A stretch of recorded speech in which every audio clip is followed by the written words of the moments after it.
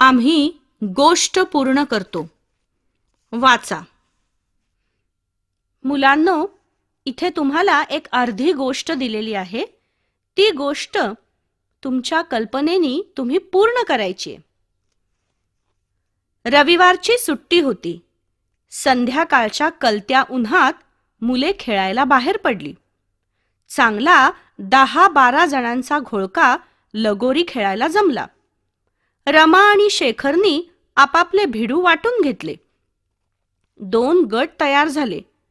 शेखरच्या गटाने लगोरी रचली. रमाने चेंडू मारला आणि लगोरी फोडली. धाड! लगोऱ्या विखुरल्या. चेंडू उसळला आणि रमाच्या गटातले भिडू पळू लागले. शेखरने चेंडू पकडला आणि नजमाकडे फेकला. तिने चपळाईने चेंडू झेलला आणि नेम धरून राजेशच्या दिशेने भिरकावला, त्याला बाद करण्यासाठी. राजेश खाली वाकला आणि चेंडू थेट मैदानाबाहेरच्या झाडीत गडप झाला. चेंडू झाडीत गेला की खेळ तात्पुरता थांबवायचा, असा त्यांचा नियम होता. रमा, शेखर, मंजू, नजमा, जयेश सगळेच तिकडे धावले. नजमा चेंडू घ्यायला झाडीत जाऊ लागली.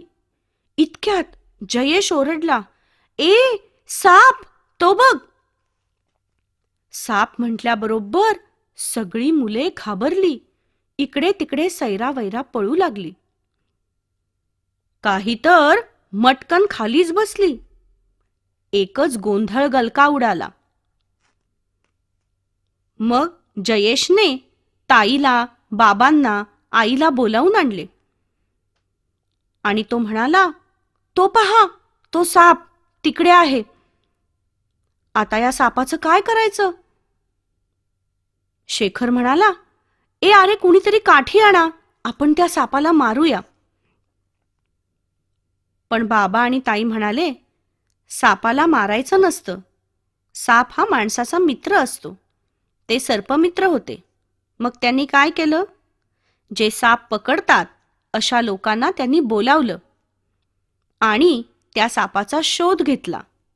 त्या लोकांनी त्या सापाला पकडलं आणि सर्पोद्यानामध्ये नेऊन सोडलं.